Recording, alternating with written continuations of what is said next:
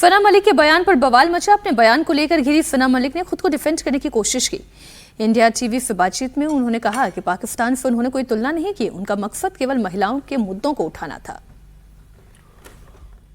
आपका क्या पक्ष था, क्या कहेंगे? हमारा पक्ष यही था कि पहले तो महिलाओं के मुद्दों को डायरेक्टली कोई रिलीजन से ना जोड़ा जाए, और दूसरा ये था कि अगर आप कोई भी, जैसे उन्होंने पॉलीगामी का रेफरेंस लाया और उन्होंने कहा कि पॉलीगामी के रेफरेंस के टाइम पे उन्होंने कुछ कोट कर दिया कि पाकिस्तान को एज एन एग्जाम्पल उन्होंने कोट किया, तो हमारा आक्षेप यही था पहला कि आप महिलाओं के मुद्दों को कोई रिलीजन से ना जोड़े, और अगर आप भारतीय मुसलमान का कोई रेफरेंस दे रहे, भारतीय मुसलमानों को कोई भी चीज कोट कर रहे हैं तो आप कुरान से कोट करिए, आप पाकिस्तान से कोट ना करें।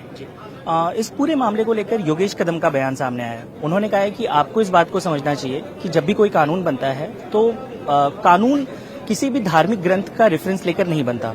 इस पर क्या प्रतिक्रिया हो? देखिए, जब मुस्लिम महिलाओं के लिए जो 2018 में 17-18 में जो लॉ आया, जिसको हम इंस्टेंट ट्रिपल तलाक को बैन लगाया गया, उसके ऊपर क्रिमिनलाइज किया गया, तभी भी धर्म गुरुओं को उनके रेफरेंस लेके, उनके जितने भी से था वो लेके फिर आगे बढ़ाया गया। तो हमने सिर्फ इतना ही किया, जो मेरा अधिकार है कि प्रैक्टिस करो, प्रोफेस करो, प्रोपोगेट करो। मैंने प्रोपोगेट करते हुए पूरी जानकारी दी कि हम क्या फॉलो करते हैं, और अगर आपको कोई रेफरेंस देना है तो हम जो फॉलो करते हैं उसका रेफरेंस दीजिए। आप पाकिस्तान का रेफरेंस मत दीजिए, पाकिस्तान को आप आइडियोलॉजी के तरीके हमें मत दिखाइए, और ना ही उसको आप एग्जाम्पल के तौर पर भारत में दिखाइए। वैसे तो हम पाकिस्तान को हमेशा, आप देखते हो कैसे किस तरीके से ट्रीट किया जाता है, तो Pakistan is not an example, Pakistan can not be a reference. आपको लगता है वो जो बयान था वो कहीं ना कहीं उलट गया, वो वैसा लगने लगा कि वो आपने कहा? एग्जैक्टली मीडिया में कहीं ना कहीं हमने देखा कि जिसने इनिशिएट किया उसकी बात नहीं दिखाते हुए डायरेक्टली मैंने क्या कहा वो किया गया। मैं इनकी बात समझ इसलिए नहीं पाई क्योंकि फना मलिक ने ये कहा कि पाकिस्तान का रेफरेंस, भाई पाकिस्तान का रेफरेंस तो खुद फना मलिक ने भी दिया। दूसरी बात वो कह रहे हैं कि वो महिलाओं के अधिकार की बात कर रही है, तो भाई पॉलीगैमी में कौन सी महिला के अधिकार की बात हो गई? मैं समझ नहीं पा रही हूँ। वो अपने आप को डिफेंड कर रही हैं। रागी जी, आपका इस पे कमेंट।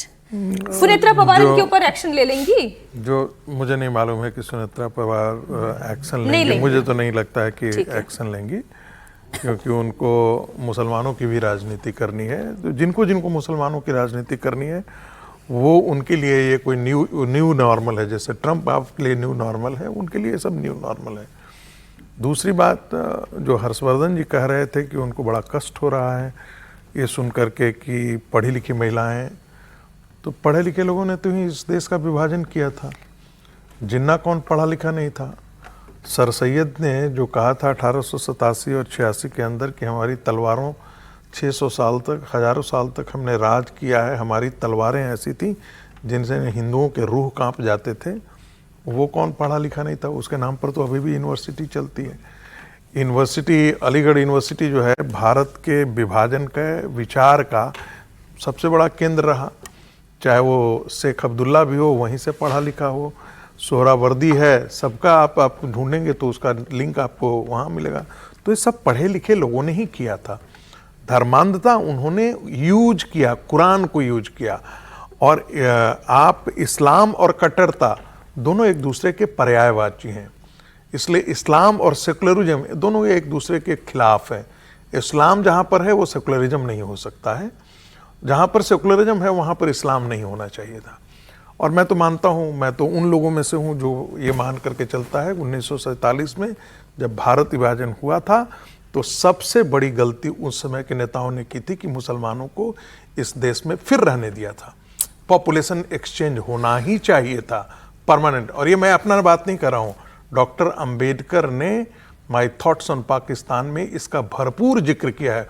पूरा का पूरा पैरा लिखा है उन्होंने कि कैसे थियोलॉजी, इस्लामिक थियोलॉजी जो है वो भारत के अंदर सह अस्तित्व को नहीं रहने दे, सह अस्तित्व हो ही नहीं सकता। ये मैं नहीं कह रहा हूं, ये डॉक्टर अंबेडकर कह गए हैं। लेकिन हमारी डेमोक्रेसी फिर भी जिंदा तो है ना? नहीं, इसमें एक चीज, अंबेडकर जी नहीं, बाकायदा सरदार पटेल की वो स्पीच है कि जो लोग मुल्क लेकर अपना चले गए, देश लेकर चले गए, अब जो यहाँ बचे हुए वो उनको कम से कम इस बात को समझना चाहिए। मेरा ये मानना है कि पूरी तरह से मुसलमान चले जाएं ये नहीं भी हो, तो ये तो होना चाहिए था ना कि भाई भारत देश है, और जिसकी हम लोग कल भी बात कर रहे थे तो विजय जी नाराज हो गए थे कि ये तो क्रिमिनल है और एंटी, यही का था, कन्वर्ट हुआ है। सर, हम भारत के लोग नहीं हम भारत के लोग, नहीं, हम भारत के लोग हम भारत के लोग।